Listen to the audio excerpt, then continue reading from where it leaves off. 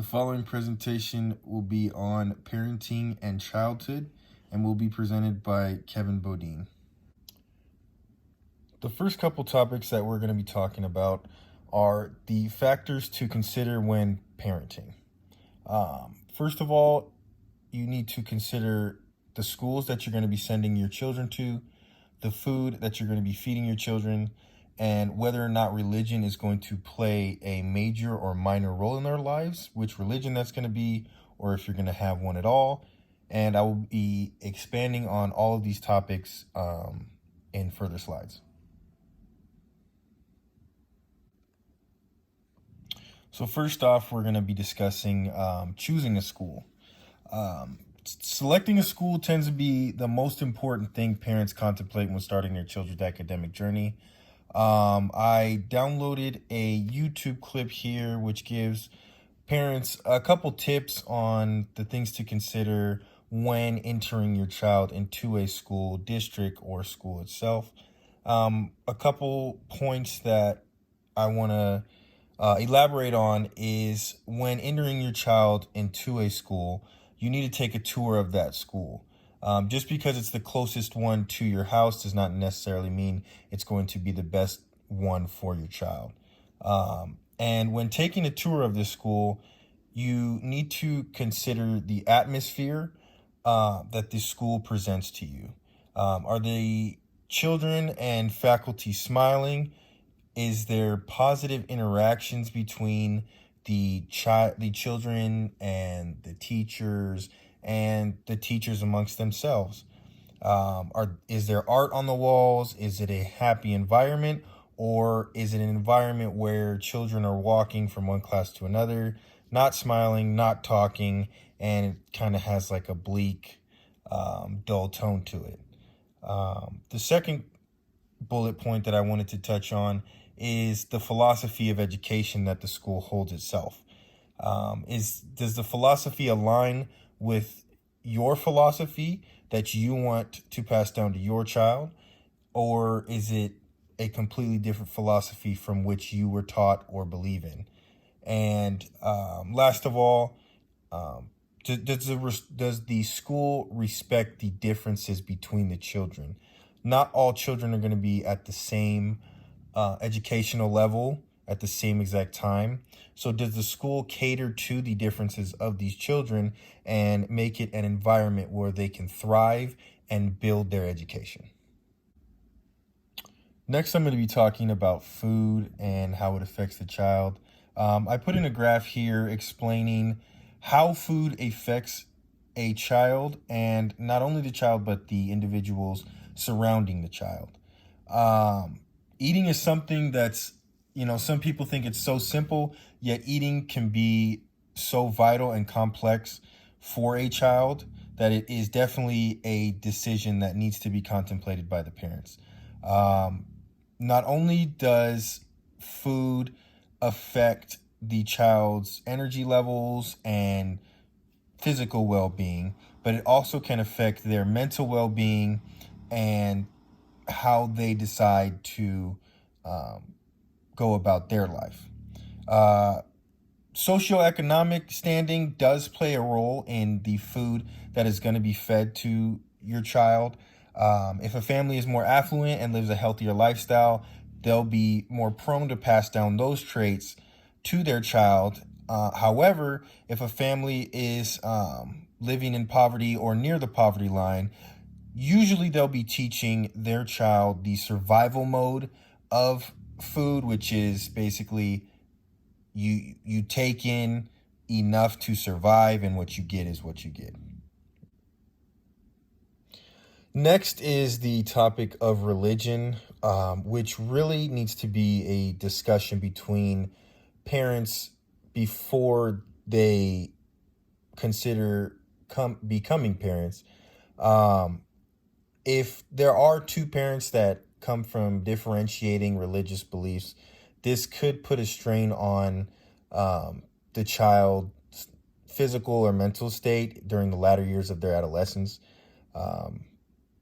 There is an article that discusses this. I've entered the article here on the page, And it just basically states that after looking at the concept of how religion plays into parenting, it is a very big decision, and um, parents need to discuss which type of religion, whether or not they want their child to have a religion, and whether or not they want the religion to be immersed into academic and social activities as well. Next, we'll be switching it up here and talking about changes in parenting trends as far as conception and the age of parenthood. For conception, I added a YouTube video here as well that explains the process of conception and things to be aware of during the conceptional period.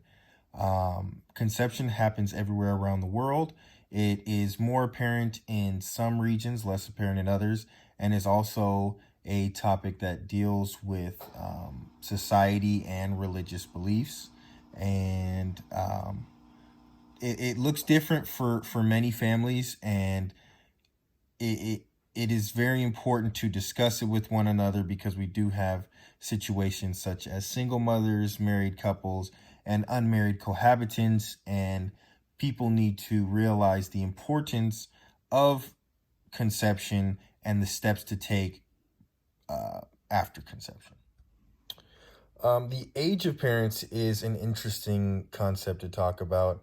There is an article here that was conducting a study of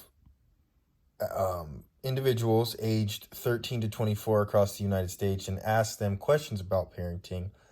And it was apparent that the 13-year-old or younger population had struggled with answering the parenting questions, while the older, 20 to 24-year-olds, who also some of them were already on their second child, had a much easier time of answering these questions. The age of parenting has fluctuated in the United States since the beginning of the United States. It is apparent that in today's society, individuals 13 to 18, it is going to be a little bit more difficult for them to conduct the process of parenting, as their means of living are going to be completely different from those of individuals who are 17 to 24 and have the luxuries of getting a job and getting a career and going to college and all of those things. Whereas the younger population have no job and tend to rely on other people, usually parents, grandparents, for assistance. Next, we have the advantages of parenting in the 21st century. It is apparent that there are many, many more advantages of parenting in the 21st century, with technology being so heightened. We have the internet, we have transportation, and all kinds of things that are easily accessible to individuals to allow them to parent and to understand parenting itself.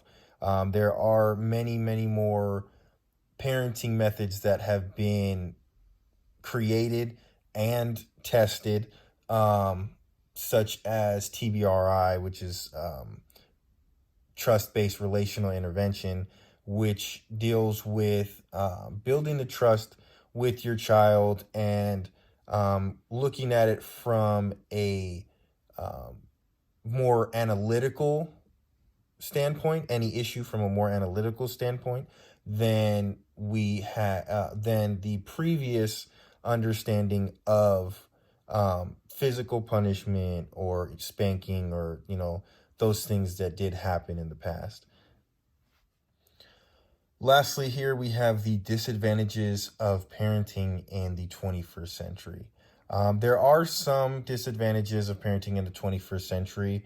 Roles conflicted with work or career paths. Now, in the 21st century, there is a much higher trend of dual parents having full-time careers due to, I guess, the economic state or things being much more expensive nowadays, cost of living. Two parents usually have to work in the household, which leads to troubles with babysitting or transportation of your children and things like that. Lack of authority, having to care for parents and children, which also goes back to the cost of living. Some individuals are moving back in with their children, and they're now having to take care of their parents and their children at the same time.